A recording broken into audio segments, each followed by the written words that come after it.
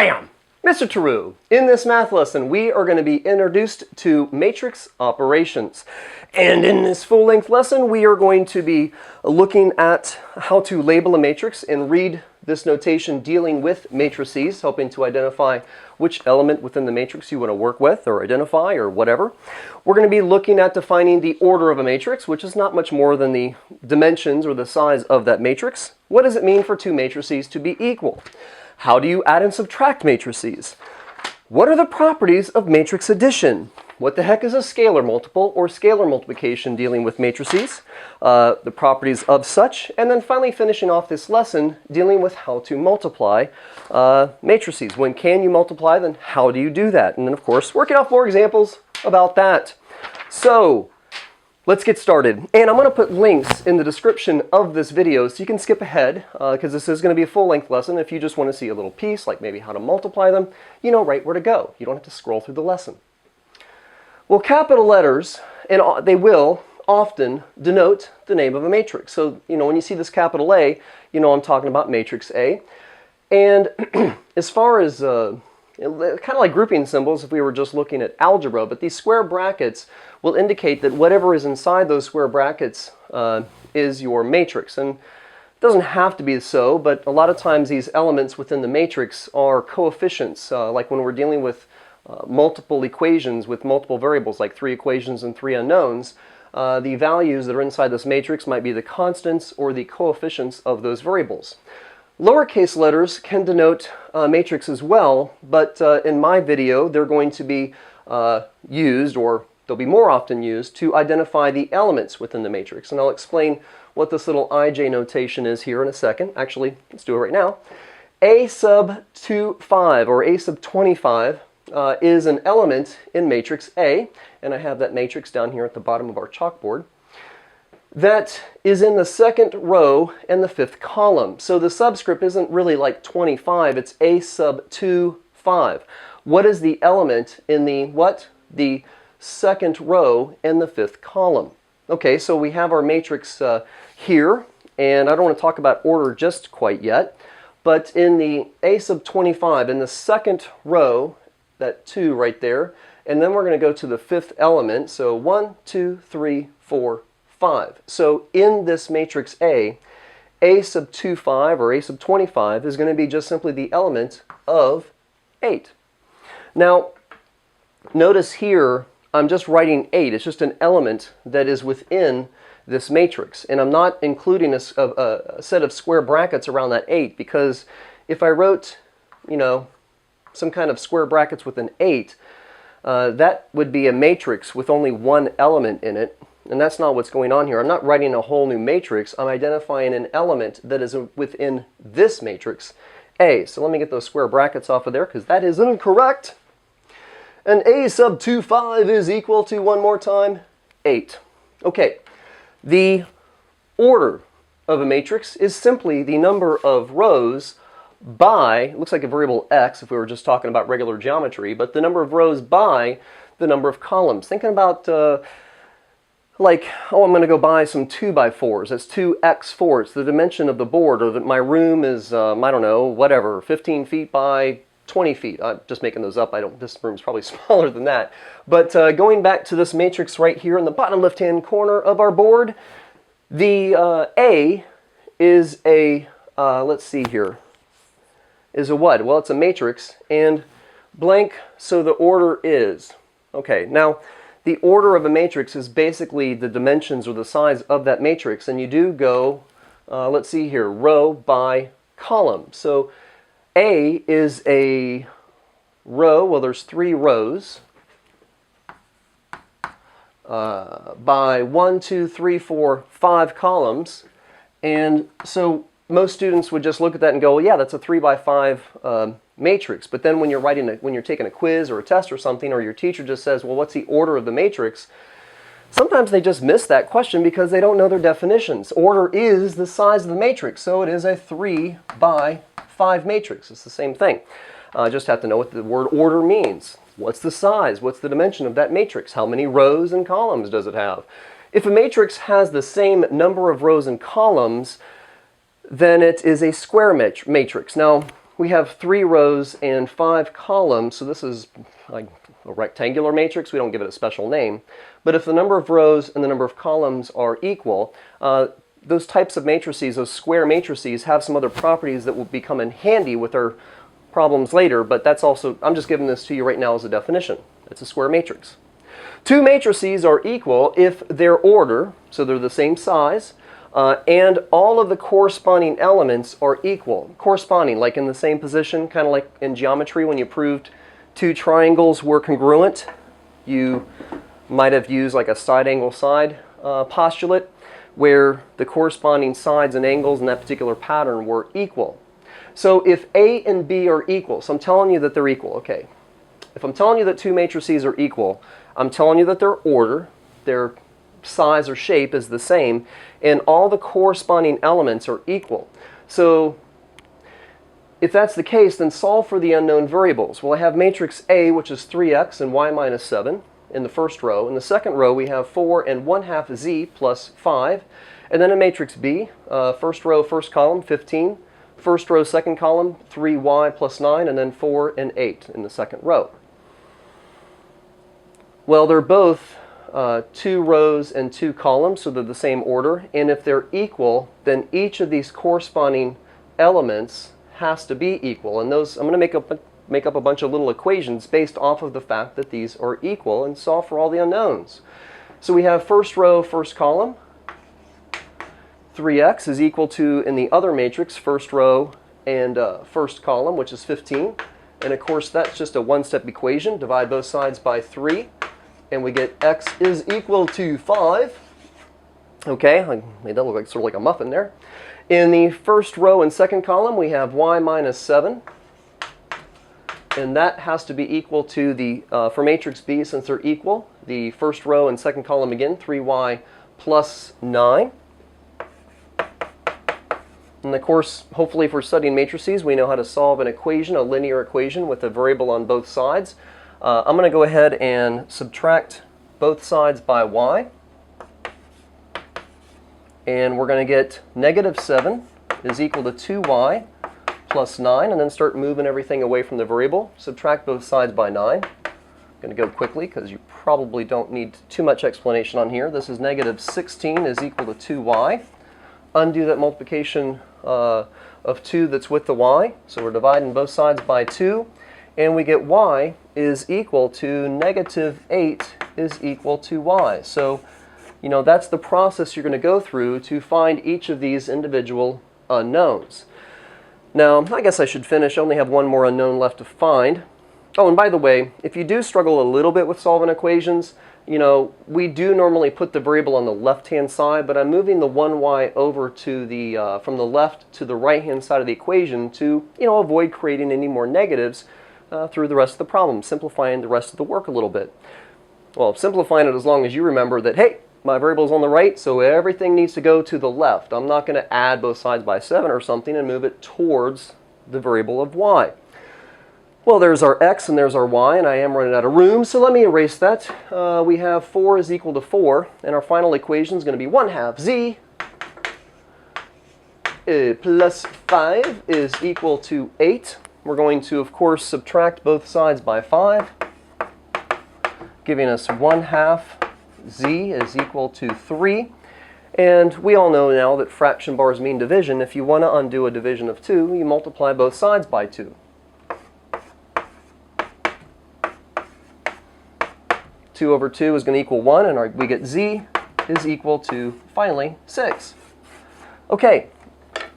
And of course, on the left-hand side, as I'm multiplying both sides of this equation by 2, I'm putting 2 over 1 because I'm already going to be working with a fraction on the left-hand side. And it's nice to have the numerators and denominators line up to make sure your math is correct. So there's some basic definitions. Let's get on to the next scene of our lesson. Matrices of the same order, row by column, one more time, are added or subtracted by adding or subtracting the corresponding element. So basically, if you can add 2 numbers and you're good with your working with signs, positive, negatives, then you can add matrices. You just find the corresponding elements and add them. So we have first row and first column, and first row and first column. So, 2 plus negative 4 is going to be equal to negative 2. Oh, well, wait a minute. I just added those corresponding elements, but that ain't right. This is, let's see here. I guess we'll use red for it being wrong. This is a 2-row, 3-column matrix, and this one is going to be a 3-row, and let's try that again. 3-row and 2-column matrix. You can't add those. The thing I just said, they have to be of the same order. Now, I was able to do, the first row and first column, this 2, with this first row and this first column, the negative 4, and get negative 2. But as I continue through here and I get to the negative 6, that is the first row and third column. Well, first row and there is no third column, and you can't flip-flop the row and columns. That's just not allowed. Okay, now you cannot add these two matrices. But what you're going to find out later in this lesson is you could actually multiply those, but we haven't gotten there yet. So those do not add. This has no answer. Bada bing, bada boom. Moving on. Now over here, now I'm going to work all of this out because this might be the first time you've ever seen addition or subtraction with matrices. We do have 2 rows and 3 columns and 2 rows and 3 columns. So now we are going to add or subtract 2 matrices of the same order. And again, you just match up those corresponding elements and add, or in this case, subtract them. So we're going to have, let's see here, negative 3 minus 0, and I'm just writing all this out for practice, 2 minus 3, and 1 minus, okay, now we have a minus. We are subtracting these matrices, and that particular element in the first row and third column, that negative 9, that's going to introduce or has a, no, hold on a second. I wasn't sure if I was hearing static. There were some papers moving around, so move things around, adjusted the mic. Let's try it again. So we have negative 3 and 0. We have 2 and minus 3. Now again, we are subtracting these matrices, and we're subtracting a negative number. Don't forget to include or deal with that extra negative. So we're going to have 1 minus negative 9. It's a little bit harder to miss those 2 negatives when you're actually writing out all of the subtraction, but you're probably pretty comfortable with addition and subtraction, and you're not going to want to do this every time you add or subtract matrices. 5 minus negative 4, negative 7 minus 1, and 0 minus 1. And that means our final answer, doing all this arithmetic, we have negative 3 minus 0 is negative 3, and now we have negative 1. 1 minus a negative 9, of course, these two negatives canceling out, giving us addition. 1 plus 9 is going to be equal to 10. Again, here with these two negatives. Oh, by the way, these negatives are canceling because you are effectively doing, chalk down! We're doing negative 1 times negative 9. Now, negative 1 times negative 9 is positive 9. And so you have your 1 plus 9 is equal to 10. 5 plus 4 is equal to 9, and negative 7 and negative 1, of course, subtraction is a movement to the left on the number line, so if you're at 0 and you go left 7 and left 1 more unit, you're at negative 8, and then finally 0 minus 1 is negative 1, and that is our sum. That is our new matrix that we got from taking these two matrices and subtracting them. I guess I could have some notation up here. You could call this matrix A and this matrix B. So of course now this is going to be matrix A minus matrix B. Over here we have a couple of 2 by 2 matrices, 2 rows and 2 columns, 2 rows and 2 columns. Again, adding up those corresponding elements, 2 plus negative 2 is going to be 0. And we have negative 1 plus positive 1 is 0 again. It's a little bit weird.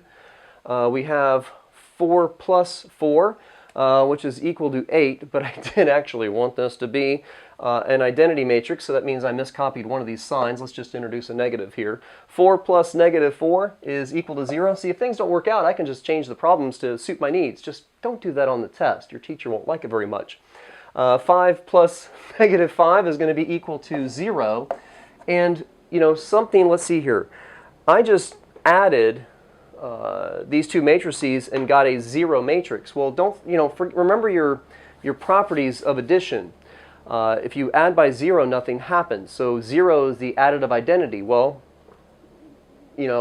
if I took this matrix of 2, negative 1, 4, 5 and added it with the matrix of 0, I would get the same answer of 2, negative 1, 4, 5. I'm still really just adding just a bunch of little individual elements. So this is the additive identity matrix, just a zero matrix, and that means that these are additive inverses. You might also think of them as opposites. So that is how you add matrices. Just make sure that they're the same size and just add or subtract the corresponding elements.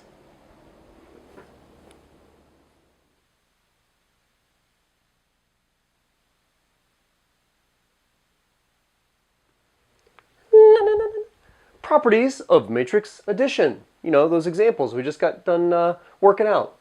If matrix A, B, and C, well, if they are m by n matrices, and 0 is the m by n zero matrix. So even though we're talking about a zero matrix adding by zero and nothing sort of occurring, if you will, that zero matrix still needs to be the same size, the same order as whatever three matrices we're going to point out in these properties. Then we have A plus B, matrix A plus matrix B is equal to matrix B plus matrix A. And just like regular addition is commutative, we have that commutative property with matrices as well. We also have the associative property. If we have some grouping where A plus B are going to get added first and then you add C, well, you can regroup that and have A plus the grouping, the parentheses, B plus C. So instead of adding A and B first, you can add B and C first, then add A, and you'll get the same answer. I discussed this quickly in the previous scene. We have A plus 0, matrix A plus the 0 matrix of the same order is still going to give you an answer of A. That's the additive identity property. And if you add two matrices together and you get that 0 matrix, then those are additive inverses. Now, let's do a few, define and do a couple of examples involving scalar multiplication. Let's talk about the definition first. If the difference, or what is the difference between when you're dealing with matrices of just seeing a 3 sit there as an example and a 3 with a set of square brackets around it? They mean completely different things. This is a real number, and if we're dealing with scalar multiplication, we're going to do some kind of multiplying of 3 through that matrix, whatever it may be. And when you see a 3 with a set of brackets around it, well, again, that's our notation. It's not just a grouping symbol. That's our notation with matrices that, well, it is a matrix. And this is a matrix with one row and one column, so it has an order of 1 by 1. The definition of scalar multiplication, let's try and break down a little bit what that textbook says to us. If matrix A is, again with these square brackets, A sub I, J, again this lowercase letter a is just identifying all of the elements that are in matrix A by what row and by what column it is in. So if A is a matrix of order Mn and C is a scalar, now there's no notation of C being a certain order or size matrix because that is just going to be a real number that gets multiplied through and applied to each of the elements in our matrix. Getting ahead of myself. Then the matrix CA. Now notice this is a lowercase c, indicating that we're talking about a scalar multiple of matrix A is another matrix m by n. Now see, we're starting off with a matrix of order mn, m by n, and we're getting another matrix of order m by n. So the number of rows, the number of columns are not going to change. And that's given by C times A, if you will, is given by C times lowercase a of A sub j, I sub j. What? Okay. So C is a real number. It's a scalar multiple. It's getting multiplied to matrix A, and now we have CA. Oh, yeah, that's right. When you have two variables touching in algebra, that means multiplication. So really this is fancy math language for multiply each element, by C. So it won't be too difficult, the work involved with this scalar multiplication. Just want to run through a couple of examples and make sure you have the process down before you get on to doing your homework. The wife is on the way home. She was on the phone. Okay, so we're going to have with these two matrices, what is 2b? Can we apply the scalar multiple of 2 to matrix B? Well, yeah, I just said multiply all the elements by C, and I can certainly multiply by 2. So 2b is going to be equal to, well, 2 times negative 1 is negative 2. 2 times positive 2 is going to be positive 4. We have 2 times positive 1, which is 2. 2 times negative 3, which is negative 6. 2 times 6, which is positive 12. And then finally 2 times 0 is going to be equal to 0. And now we're going to listen to the dog bark a little bit and do 2b minus 3a. Well, I just wanted to save myself a little bit of work there on the fact that I've already figured out what 2b is equal to. So we're going to have that negative 2, negative 6, 4, 12, 2, and 0. Now, we're going to do 2b minus 3 times a. Now, you have a choice here. You can either write minus and then set up your new matrix, 3a matrix, by applying the scalar multiple of 3 through each of these elements. But now, like in the previous board when we were adding and subtracting matrices, you have to remember to check that negative as you go to each of those terms in this second matrix. I think it'd be easier if we do sort of like a plus negative. I hate writing this in algebra, but I do think this is a good point to say, well, let's do 2b plus negative 3a and apply that scalar multiple of negative 3 through matrix A, and then I don't have to worry about my signs so much as I go to combine these two new matrices. So negative 3 times 7 is negative 21. Negative 3 times 1 is negative 3. Negative 3 times negative 3 is positive 9. Negative 3 and negative 2 is 6. And then we have 0. And then we have negative 15. Okay, well now we have a 2 by 3 matrix, so 2 rows and 3 matrix. Adding two matrices of the same order is a piece of cake. Negative 2 plus negative 21. When you're combining numbers with the same sign, you want to add those and keep the sign, so we have negative 23.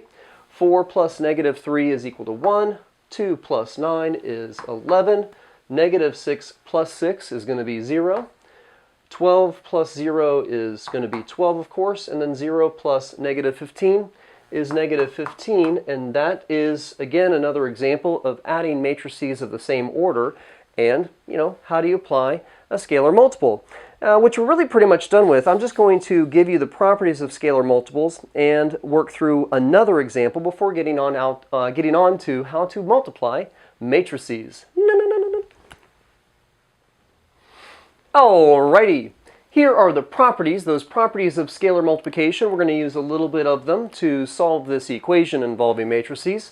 If A and B are m by n matrices, so they're the same order or same size, and C and D are scalars, then the following properties are true. We have this first property, which is the associative property, if I could talk right, C and D. We can multiply those two scalars together and then apply them to matrix A, or you can regroup those parentheses and maybe apply one of the two scalars to matrix A and then go back and apply the other scalar if there's for some reason you would like to do that.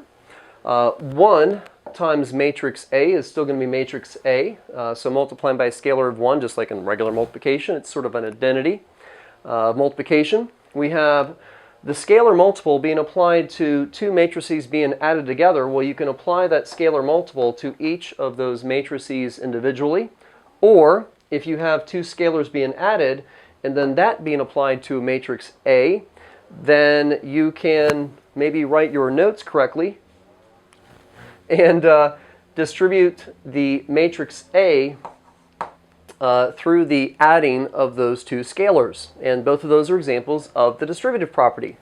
Now, on our next example, we have again those matrices of A, which is 7, 1, negative 3, negative 2, 0, and 5, and matrix B, negative 1, negative 2, 1, negative 3, 6, and 0. Again, those orders are 2 by 3, the same matrices we had in the previous window. And we're going to solve this equation. You know, the matrix of 2A minus some other matrix, matrix X, is going to be equal to the matrix what we get when we take the scalar of 3 and apply it to matrix B. We're going to solve for x. And solving this equation is very, very similar in the beginning to just solving a two-step equation you learned in Algebra 1. We're going to isolate the x. So we're going to move this term of 2a, or 2 scalar multiple of 2 applied to matrix A, but just think of it as 2a. We're going to subtract that from both sides of the equation, because if you look to the left of this, there's no plus or minus. They're indicated, so we can assume that's a plus 2a, and get negative x is equal to 3b minus 2a. Just handle this like you're dealing with like terms in Algebra 1. We're going to finish isolating this x by dividing that term and all of the terms on both sides of the equation by negative 1. And, of course, because there's an assumed to be negative 1 there, and we're trying to undo that multiplication of negative 1. And we get x, except I'm writing a, we get x is equal to, now I'm going to turn this around just to have the, I don't know why, just to have the positive term first. Negative 2 divided by negative 1 is equal to positive 2a, and 3 divided by negative 1 is negative 3. So we have 2a minus 3b. Okay, so matrix X is what you get when you take the scalar multiple of 2 and apply it to matrix A. So we're going to have 2 times each one of these. So we're going to have 14, 2, and negative 6. And negative 4, 0, and 10. And again, instead of doing a scalar multiple of 3 through here and then having to write minus and then distribute that negative as I go through the subtraction process with these matrices, I'm going to put a plus and think of that as 2a plus negative 3b, and that is going to be negative 3 going through each of these. So positive 3, negative 6, negative 3. And again, taking that negative 3 through the bottom row, we have 9, negative 18, and 0. I'm taking my time, not just because I'm doing a lesson, I'm trying not to make a mistake, but it is very, very easy to make a small arithmetic error with matrices, do a whole bunch of work, and then get to the final answer, and of course it'd be wrong. And because you've done so much basic arithmetic, it's hard to find that mistake. Almost better to just crumple up the paper and start over again. 14 plus 3 is equal to 17. 2 plus negative 6 is negative 4. And negative 6 plus negative 3 is negative 9. We have negative 4 and 9 is equal to 5. 0 and negative 18 is negative 18. And then we have 10 plus 0 is equal to 10. And normally I like to try and shoot my lessons with the air off, but we're getting to the middle of summer, so it just has to be on. I hope it's not too distracting with the audio of this video, and now my neighbor is blowing his yard, so hopefully it's not picking that up too much with my microphone. And that is our answer. Let me just make sure I've not made a mistake. Okay, now let's get on to multiplying matrices. Bam! Multiplication of matrices. Matrix A times matrix B is possible if the number of columns in A equals the number of rows in matrix B. Or in symbols, matrix A times matrix B, A having the order of m by n and B having the order of n by p. Again, the number of columns in A has to be equal to the number of rows in B. Now, when you get done multiplying these two binomials, matrices together, that new matrix, the product, is going to have the order which is equal to the number of rows in A, that first matrix in your multiplication, by the number of columns in B, that second matrix. Now, this might give you an idea that with all this restrictions about how these columns has to equal these rows, and now this is going to be the size of the new matrix, that you can't just turn around the matrix, flip-flop or, change the order of the multiplication of A to B and expect to get the same answer. Indeed, you'll see this in the properties page as we end this video, but multiplication is not commutative with matrices like it would be with just generic addition, with just generic multiplication. The definition of matrix multiplication, the product of an M by N matrix A and N times P matrix B is now going to be a new M rows from the first matrix by P, the columns of the second matrix, AB. The element in the ith row and the jth column of AB is found by multiplying each element in the ith row of A by the corresponding element in the jth column of B, and then adding the two, and then adding up all those products, however there may be. So when you'll see this, especially it'll really show up on the last example. The first three are going to be a little bit of a special case. We're going to take, we're going to match the corresponding elements in the row of the first matrix to the column of the second matrix. So I can look at these words all I want and point over here, but probably isn't going to make total sense until you see it worked out. So let's do that. Here is our first three examples. We have got matrix A is a 1 by 3 matrix of 3, negative 2, 5. Matrix B is again a 1 by 3 matrix, so negative 1, 4, 7. And then finally C is a 1 column 3 row matrix, or a 1 by 3. So we have, 3 by 1. So we have a 1 by 3, a 1 by 3, and a 3, 1, 2, 3 rows by 1 column. I guess I could put that up there the right way.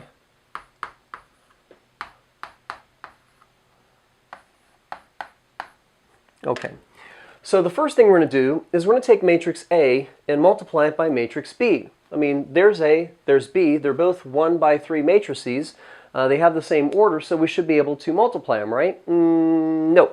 That is good for when you're adding or subtracting matrices, not when you are multiplying. We're trying to take a 1 by 3 matrix and multiply it by a 1 by 3 matrix. Well, if you have to match all the elements in the ith row of A by all the corresponding elements in the jth column of B, well then the number of columns in the first matrix has to match up with the number of rows in the second column. So that would be something like me trying to do 3 times negative 1, which is good, but then when I get into as I move through the row of my first matrix and I see negative 2, that needs to correspond with some number in this first column, would be first row, first column, and that's good, but then, that's not going to be good. You don't go across the rows. You go across the row of the first matrix by the column of the second. So this is not going to have an answer, no solution. Now, in this part B, we're going to take matrix A and multiply it by matrix C. Well, A is a 1 by 3 matrix, as we see, and C is a 3 by 1 matrix. And of course I covered up the little symbol type thing because I'm going to really pay attention to this second part of the definition of matrix multiplication here. But we do have a number of columns in the first matrix equal to the number of rows in the second matrix. And this is going to be the number of rows in the first matrix, and the number of columns in the second is going to be our new order. So when we get done doing matrix A times matrix C, we're just going to have a 1 by 1 matrix. So that is going to look like, found by multiplying each element in the ith row of the first matrix, matrix A, by the corresponding element or elements. Well, I'm only going to look at one element at a time, in the jth column of B, or the second matrix, and then add up all the products. So A is first, C is second, so row and column. First element in the first row, first element in the first column, so we have 3 times negative 2. And then the second element in the first row, and the second element of this first column, negative 2 times 0. plus third element of the first row, third element of the first column, and we have 5 times 1.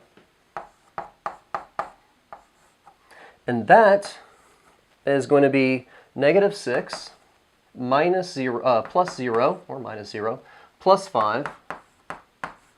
And we have our 1 by 1 matrix, which is negative 6 plus 5 is negative 1. And just checking my notes here, excellent.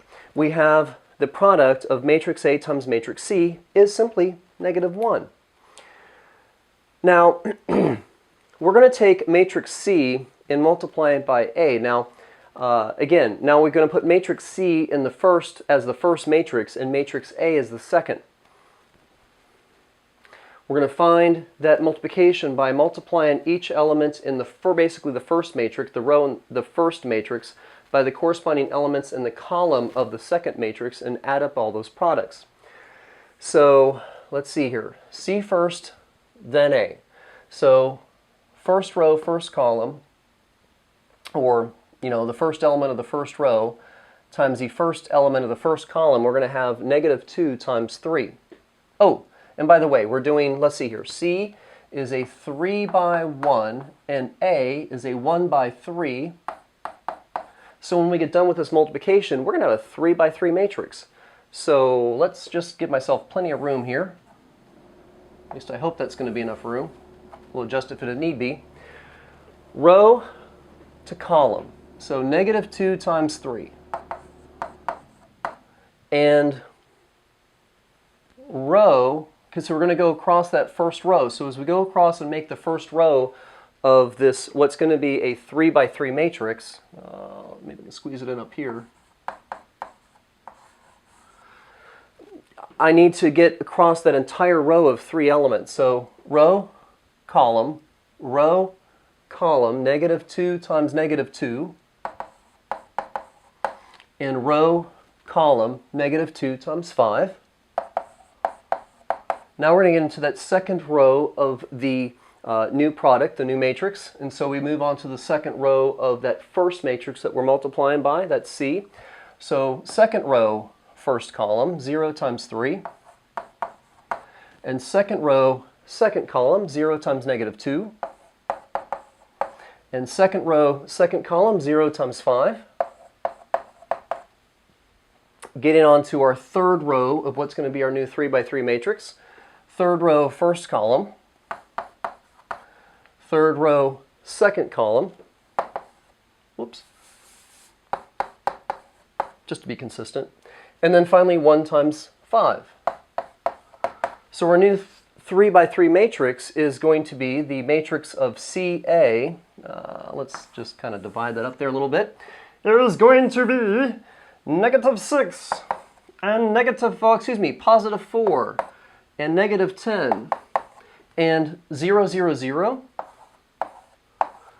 Then we have our last row is 3, negative 2, and finally positive 5. And that is CA. Now, here's a nice example. We have A times C came out to be just a 1 by 1 matrix of negative 1, and then just turning the order of that multiplication around. You were used to multiplication being commutative. C times A, that's not even the same size matrix, much less having all of the same numbers. We ended up with a 3 by 3 matrix. Now, having one row, one column is not like a super special case, but it's a little bit unique. Let's go ahead and multiply a 2 by 2 matrix and a 2 by 3 matrix to finish up our last example of our lesson. Bye! And our last example, we are going to take this 2 by 2 matrix and multiply it by this 2 by 3 matrix, giving us, let's see here, 2 by 2 and 2 by 3 with these numbers of columns matching up with these numbers of rows. Our final answer is going to be in the order of, I guess let's call that A and B. Matrix AB is going to have the order of 2 by 3. Okay, so let's get this done. AB. Oh, hello. Almost fell over. AB. Okay. Everything in the first row getting multiplied, or in each of the corresponding rows of matrix A getting matched up with everything in the corresponding columns of matrix B. So, and again, keying on the idea this is going to be a 2 by 3 matrix, we are going to have, well, let's see here, 1, 2, 3, 1, 2, 3. I might have to erase these lines as we go just to keep it neat. But I want that element in the first row, first column. So that means we're going to multiply the first row of the first matrix by the first column of the second matrix. And we have negative 2 times 0 plus 3 times 2. Now I want the second row in the first column, or excuse me, just said that all wrong. I want the second element in the first row and second column. So first row, second column, negative 2 times negative 1 plus 3 times 4. Now, the third row in the, I know, it's been a little while getting into this video. Let's try that again. Row 1, third column. Row 1, third column. Negative 2 times 3. And we've got 3 times negative 5. Now, moving on to the second row, first column. Second row, first column. 1 times 0 is going to be 0, but I'm writing this out. So 1 times 0, and then plus negative 5 times 2. And then we've got second row, second column. So second row, second column. 1 times negative 1 plus negative 5 times 4. And now finally we want the this element in the second row and third column. I'm getting it straight. So we have second row, third column. 1 times 3 plus negative 5 times negative 5. Oh, I did get that squeezed in there. So now we have negative 2 times 0 is 0 plus 6. So we have 6. Here we have 2 plus 12 is going to be 14. We have negative 6 and negative 15. That's going to come out to be negative 21. We have 0 and negative 10. We have negative 1 and negative 20, which is going to be negative 21. And then 3, negative 5 and negative 5 is 25. So 3 and 25 is going to be 28. And there is our new 2 by 3 matrix, the product of doing matrix A times matrix B. Let me check my notes. They say that's negative, let's see here, 6, 14, negative 21. Okay, whatever. Yes, it checks out. Now our properties of matrix multiplication. If A, B, and C are matrices and C is a scalar, then the following are true, as long as the order of the matrices allow you to do this. We have the associative property dealing with multiplication of matrices. You can regroup the parentheses, but again, you cannot change the order of those matrices and expect to get the same answer.